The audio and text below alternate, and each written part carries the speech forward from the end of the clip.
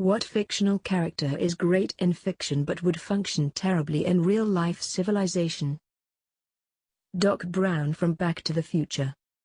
He's making deals with terrorists for weapons-grade plutonium, and his only employee is an underage boy whose duties include recording him alone after midnight in a mall parking lot. I feel like the FBI put him on multiple lists and just send him to Guantanamo Bay. Most dudes from romantic comedy movies would probably be getting charged with stalking and harassment, because rarely does relentlessly pursuing a woman's non-existent affections result in her suddenly changing her mind. Most dudes from romantic comedy movies would probably be getting charged with stalking and harassment, because rarely does relentlessly pursuing a woman's non-existent affections result in her suddenly changing her mind. Any serialized TV detective. The vast majority of shows surrounding detectives involve murders, and they're solving one murder per week. They're generally the person working the case. Let's say you have a 13-episode season 1 per year. In that you've got at least 12 murders, accounting for a bottle episode. That's one murder a month. The caseload for court preparation for a murder is heavy. Very heavy. On top of that, there's disclosure and loose ends to hunt down. Even if you get a confession, you're still chasing down loose ends just to square the case away. While you're doing that, there's court attendance for old cases, further disclosure, administrative nightmares, and so on. All of those serialized detectives would be locked in an office and told, "Love your work. You're staying here until it's finished."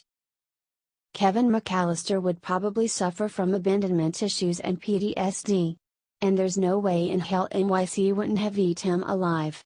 Running around town at night like a fool, he's lucky he didn't get molested. Gregory House. Pretty much every episode included at least one fireable offense, and he did so many procedures and tests that most insurance companies wouldn't pay for, so all the patients he cured would die of poverty anyway.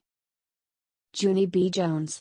In the one book my niece has, it mentions that she hit a girl on the head with a lunch tray and tackled a girl by jumping off the swing set. She would get much worse punishment than a note home. As she grew older, her name-calling, e.g. "you dumb bunny," and another annoying habits would cause her to lose friends pretty fast. Jessica Fletcher from Murder, She Wrote. First off, let's address how many goddamn murders happen in Cabot Cove for a small town. It's on the level of Mexican cartel towns. But on top of that, how many deaths follow Jessica? Either she would be under constant suspicion or she is literally the angel of death. I wouldn't even want to be her friend even if she's absolutely a lovely person. Too many people die around her for my own good. Vampires would probably be extinct due to starvation. If they existed, everyone would put up a cross and some garlic everywhere.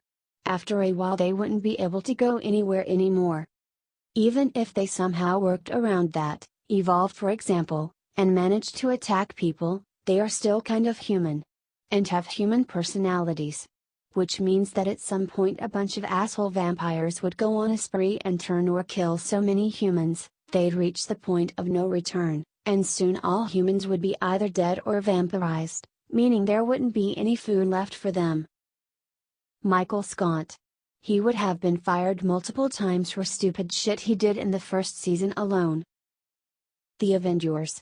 T would have spent rest of their life trying to prove their innocence for the damage they caused while trying to save the humanity after NYC and Ultron. They would be caught up in the politics and stupidity of people. Peter Griffin. The man is abusive, borderline insane, and most of the things he's done should have landed him in prison. And his chicken fights cause a lot of damage in Family Guy, so image the carnage when it's all over. Rick from Rick and Morty. We know how he deals with people he considers idiots. He couldn't function in a world with no portal technology, no aliens, and a president that's much worse than the one from his show. I'd give him 36 hours before he'd either be nuts, dead, or had completely destroyed our planet. Luffy from One Piece. Funny thing is, there was a time in 5th grade when I tried to deliberately be ignorant and dumb as he is, thinking people will find some sort of charm in my masquerade. The show always portrayed his stupidity as a quirky personality trait and somehow even contributes to his great moral values. I'm not sure how that works, but I'm assuming that being so detached from reality is supposed to make you a kinder, happier and more loving person. Lol. Jim Halpert from The Office. For starters, Jim, that's sexual harassment. Your flirty thing with Pam?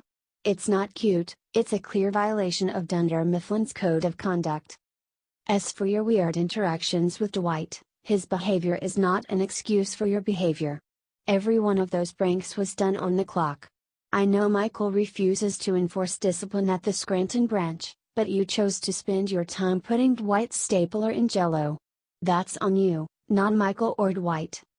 Lastly, your cells have been unimpressive to say the least.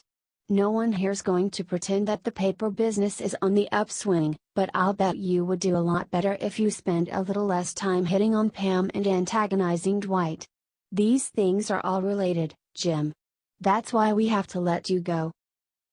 Homer Simpson. There is no way he'd be able to get his current job in real life, nor able to afford the house and lifestyle his family experience on the show. And that's just on a financial level too. Personality-wise, he's neither particularly sane, nor smart enough to function in a realistic society. Plus his actions would actually have consequences. Still, that's really everyone on the show, to be honest.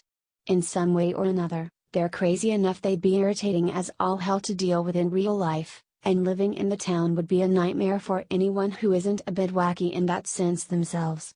See Homer's Enemy, where Frank Grimes a complete mental breakdown because of it. Interestingly, Matt Groening apparently said that only Frank Grimes and Superintendent Chalmers would be able to function outside of Springfield. Maverick from Top Gun. He'd be reassigned to a desk after the first 15 minutes of the movie, and not permitted within 300 feet of any Navy-operated aircraft until he left the service. Probably a survivor from a zombie apocalypse. Imagine the PTSD that someone like Rick Grimes or similar options would live with after killing dozens of people and thousands of zombies and witnessing things like beheadings, gore, etc. They would function terribly in real-life civilization. The Mad Hatter.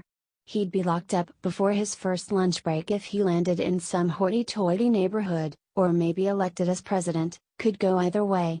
But imagine him landing in some real rough part of town and talking to some punk-ass kids, trying to examine their hats. In today's news, a freaky clown bloke was found stabbed to death, and there's a sudden rise in top hat fashion among the city's youth. Now, over to you for sport, Paul. Scrooge McDuck. Not only is the economy already in shambles, but he's a magnet for all sorts of baddies, including escaped convicts, other billionaires, and literal fucking witches. Plus, imagine how terrifying he'd look translated to our world. Those huge, hyper-realistic eyes. Barbie. She would have been jailed long ago for endangering hundreds if not thousands lives by impersonating all those highly trained professionals, and the scope of fraud needed for the relevant documentation and the money to bankroll it. Not to mention the mystery of her missing parents, leaving Skipper in her sole care, and all those other kids who keep living with her one day then strangely disappeared the next. Also, Ken is clearly either a clever accomplice or really dumb, and she using him as feature cover / fall guy.